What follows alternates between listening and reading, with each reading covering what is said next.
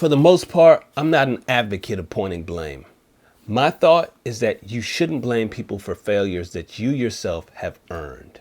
However, there are some instances where people can absolutely be blamed.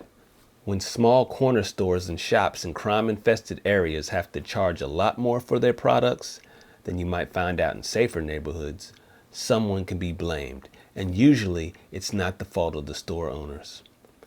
Those who have stolen goods or robbed that store transfer those costs of loss and security over to others in that community who shop there.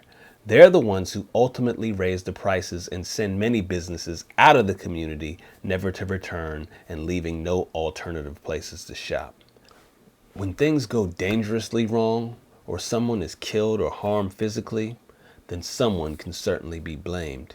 And although race should only be looked at as a physical descriptor, we all know that many times people of different races practice and follow different norms and values that make grouping people together easier when studying society.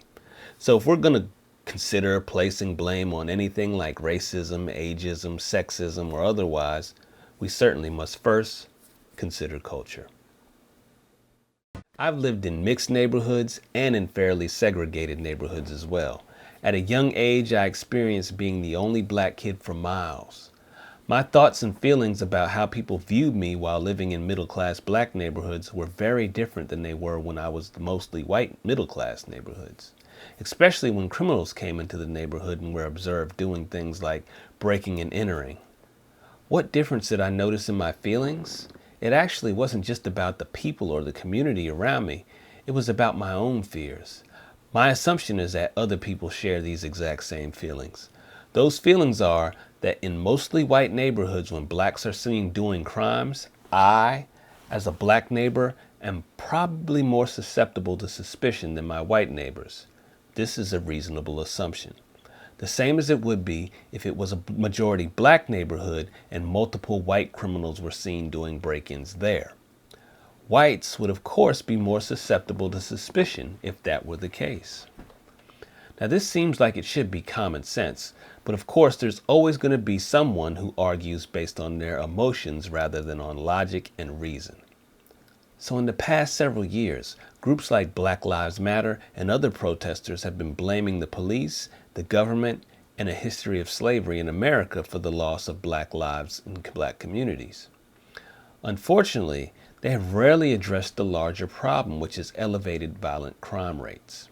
What they have addressed is police shooting blacks, which is a much more rare phenomenon.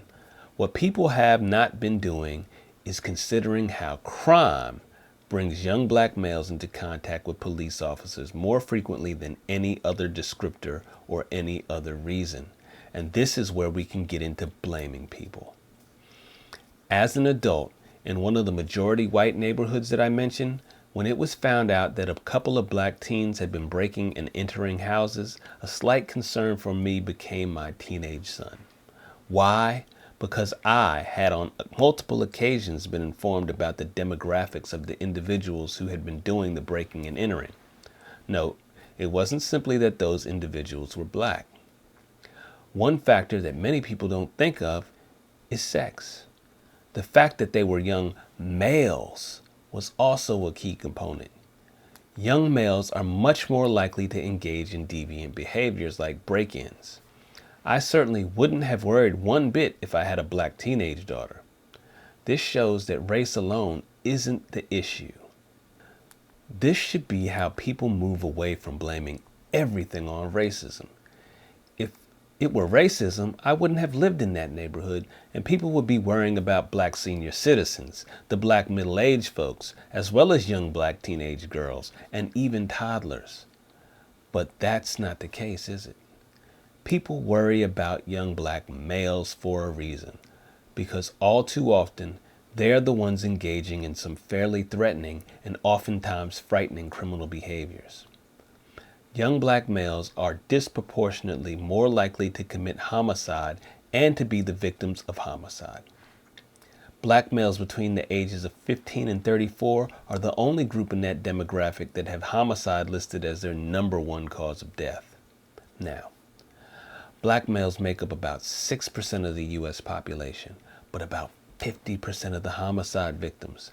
Obviously, black males are having some serious issues with violent criminal behaviors.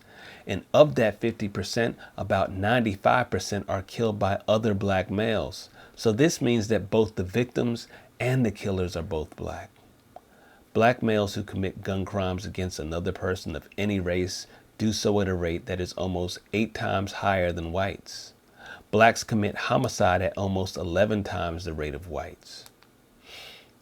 In 2015, blacks were over twice as likely to be involved in property crimes as well. And there are so many other statistical pieces of data that present a real nasty picture going on in many black communities, perpetrated mainly by young black males.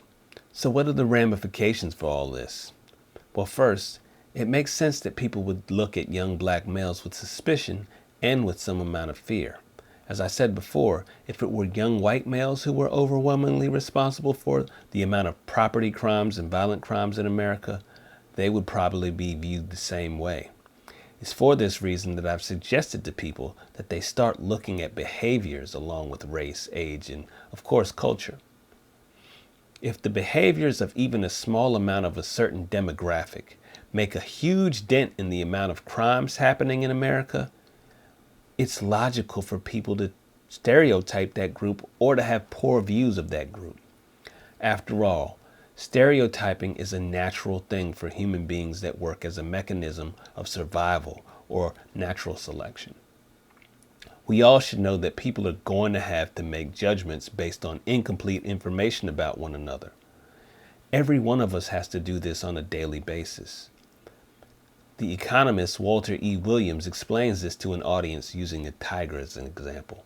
Check it out. Suppose after our meeting here, you were to leave and go to the cafeteria, and as you're leaving the room, you step out of the door and you see a full-grown tiger standing there. Well, what would you do? Well, the uninteresting prediction is that most people would endeavor to leave the area in great dispatch. But that's not a very interesting prediction. But if we ask, why do you do that? Why? Is your decision to run based on any detailed information that you have about that particular tiger? Or is your decision to run based on what you've seen of other tigers, about tiger folklore, or what your friends have told you about tigers? Probably your decision is based on that kind of information. That is, you are prejudging that tiger. You are using stereotypes. Okay, now, some people might say, well, I don't use stereotypes. Well, that person would go, before he would not prejudge the tiger. He would try to get more information.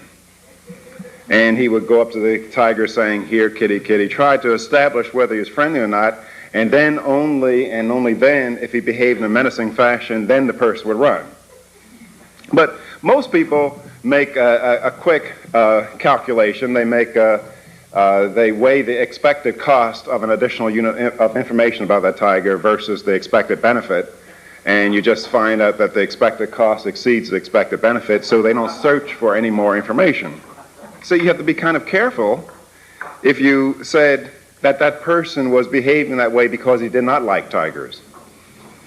But he's really behaving in a way to economize on information costs. Under most circumstances, people don't have time to think about or to figure out if a person is a good person or not, or if they may be there to harm them or not.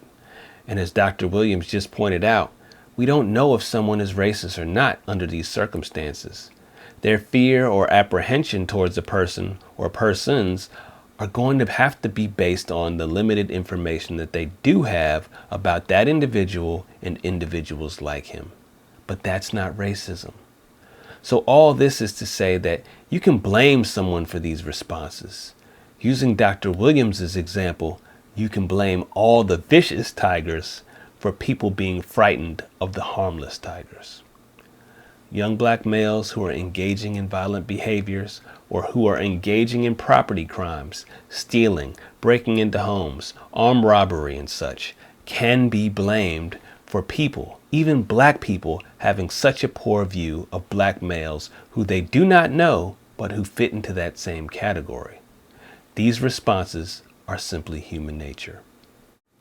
I'm your cultural craftsman, Chi Brown, reminding you, before you blame something on racism, consider that it probably isn't racism, and instead, consider culture. Please remember to subscribe, share, like, and comment. If you like this video and are looking forward to seeing more, please donate to my Patreon account. And I'm out. No more Yaza Baza.